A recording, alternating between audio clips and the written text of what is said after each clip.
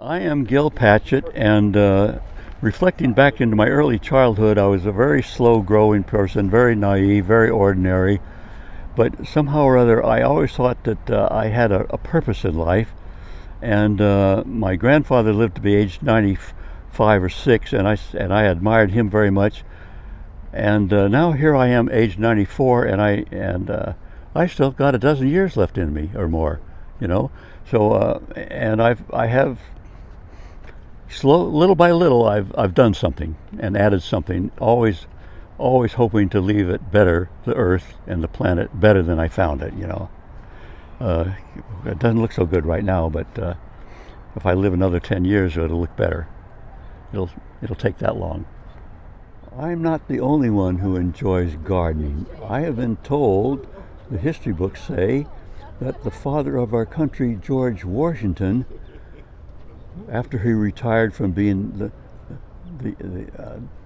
a soldier and a president, he retired to his farm in Mount Vernon, I guess it was, and he says, I never enjoyed anything as much in my whole life as growing vegetables and my fruit trees in my orchards at Mount Vernon.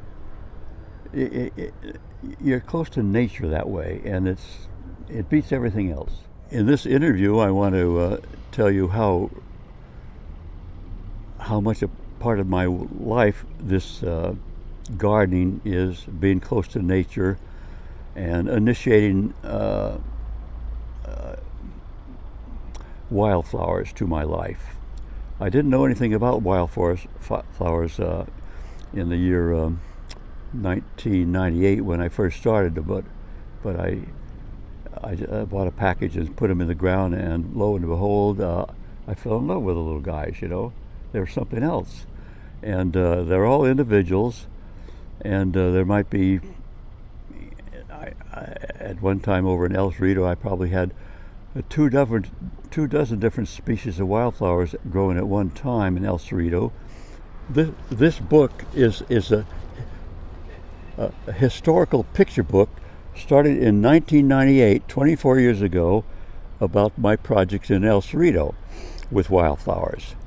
And it has since evolved into trees and perennials, just like this garden now started as wildflowers, 100% wildflowers, and now it's evolved into large shrubs and perennials and bulbs and things like that. This is the way the pathway, the Ohlone pathway, looked in 1999, a year after I started. I had various plots, like a plot here and a plot there, and you won't recognize it if you go down and see it now, because all these trees are create a forest, a shaded forest now, and that gives you an idea of what this book is all about. Let me just flip through. There's some of my family. It's a picture story. It's all documented. This is the way the garden looked in 2006 at Baxter Creek, and you can see the trees are small. Now, if you stop for a second, I'm going to flip to another page. Well, all right. Here's another page. You could take that page. This is also 2006. A great variety of wildflowers, and I might add that these wildflowers did not reseed themselves for more than about 1 or 2 years. Wildflowers will grow on very, very bad soil. They will grow on sand. They will grow on wood chips, and yet some of them are quite fussy. This is the last one I'll show you, but it shows you at one time before when the trees were small. This was 2010, just about 12 years ago, and you can see the wildflowers went from the southern end clear up to the northern end, and here's the southern end clear along here, all wildflowers. Well, since that time the trees have grown, but I just am so glad that I have this book, because and I gave quite a few of them to people in El Cerrito that I knew. But other than that, it's a kind of a limited edition book, you know. And that's all I wanted to say about this book. It is available in the El Cerrito Library for takeout if you want. I want to share my love of gardening with my love of photography, because the beautiful thing about what I do is that at the end of the day, there's nothing to store except maybe books or digital pictures, you know, on your computer. They take up no space or storage, and the actual plants, they're put in the green can and composted by the city, so they're eventually returned to the earth, and they don't accumulate as garbage anyplace. So this is a hobby that anybody could enjoy. And it's good for good mental health and good for physical health, and you could record it. I like to take the pictures when they're in their prime, because as beautiful as the pictures are in these books, these pictures don't last more than a few days, and then they change. And now, since I am physically not able to do this anymore, I've got a couple of people that I'm going to introduce who will be taking it to the next leg. How far they're going to take it, that will be determined. But we want to keep this thing going with volunteers.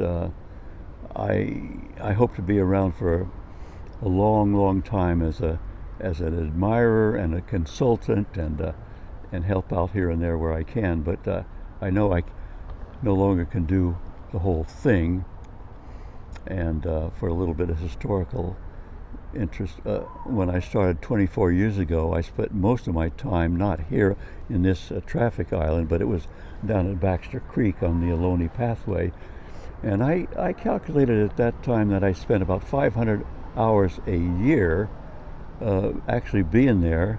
That's quite a few hours, actually, you know. I mean, averages maybe a couple of hours every day. 7 days a week. It was a lot of work, and I could if memory memory does serve me. The city of El Cerrito, I just had to ask for it, and they brought in many loads of topsoil, because there was no soil down at Baxter Creek. It was an old railroad bed, nothing but clay and rock and gravel, and the city probably gave me more than 10 cubic yards of topsoil down there, and then I brought in some gigantic truckloads of horse manure for Baxter Creek and for this island here, and it was free. And so for people who want to do this in their own neighborhood, these are just ideas that you could just take a vacant piece of land, and you could start a garden. And I almost forgot this. I was motivated by growing things with natural rainfall only. It's never been done before. Can it be done? And long story short, before I discovered this island was available, I would take seeds and bulbs up to Wildcat Canyon and plant them and go back, and nothing would survive. Nothing would reseed, not a single thing. I think there was one cactus plant that survived for several seasons, however.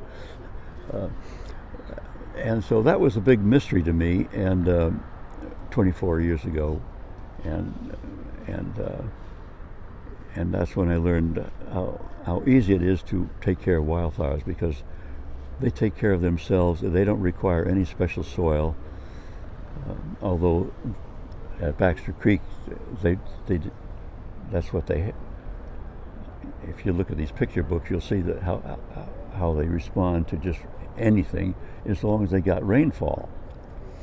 And the rainfall has been good in those 24 years. there's never been a year without wildflowers, although there have been many years with very low rainfall, but not drought. They don't require very much. One of the secrets of wildflowers is the seeds will stay in the ground until about an inch of rain falls, and they need that much, or they won't sprout. And that usually happens around November. Sometimes the first week of November is when the wildflowers will sprout. And this is what I had to learn. And if there's maybe 24 different wildflower species, well, you got to learn about each one of them. And what you see right now here in the background, this is a perennial here. This Mexican sage is a perennial here with the purple flowers, and then the big pink flowers over here, back here, are not considered wildflowers, except if they have good soil and you water them. Well, I guess maybe back east they might be considered wildflowers, because the bachelor button is a wildflower east of the Mississippi where they get summer rainfall, you see. But here in this traffic island, we have water that this is provided by the city, so I could water whatever I needed for my vegetables and the cosmos. And later on, I'll tell you more about some of the flowers that are blooming here now. And then, okay. I wish to announce something I'm very proud of. It's grassaction.org. It's been on the website for about, I don't know, 8 years or so, and it's all about if you're frugal, and it's all about saving the planet. It's the same thing like growing vegetables and growing flowers. It doesn't hurt the planet. My grassaction.org is all about being frugal and not wasteful, and not hurting the planet, and if you're a frugal person, you have money left over at the end of the month, and you put that to work for you. And if you happen to be a young person in the 20s, that money will grow and compounded interest, and double every 7 years, and before long you're rich. And all you had to do is be frugal and not buy everything they want to sell you. That's that one. Okay. Now, I'm going to go on to item number 2 here. Pleased to announce I have 53 years ago, I filmed People's Park. I have 8 minutes of People's Park in its prime, and nobody else has filmed that, because Ronald Reagan destroyed People's Park 2 or 3 days after I took my films on a Saturday and a Sunday. And they're on, and you could find them if you go to People's Park, Ace of Cups. The reason you have to have People's Park Ace of Cups is for Ace of Cups is the music that accompanies the 8mm film, and if you don't put that in, there's a million there's so many things on People's Park, you'll struggle to find it. But if you get the right one, it'll be a total of 18 minutes, of which 8 minutes is my own personal. They're all my own personal filming, but the first 8 minutes is exclusively about the park itself. The other 10 minutes is the aftermath and all the rioting and the marching and the National Guard and a lot of other stuff after Reagan destroyed it. So check it out. You might like it.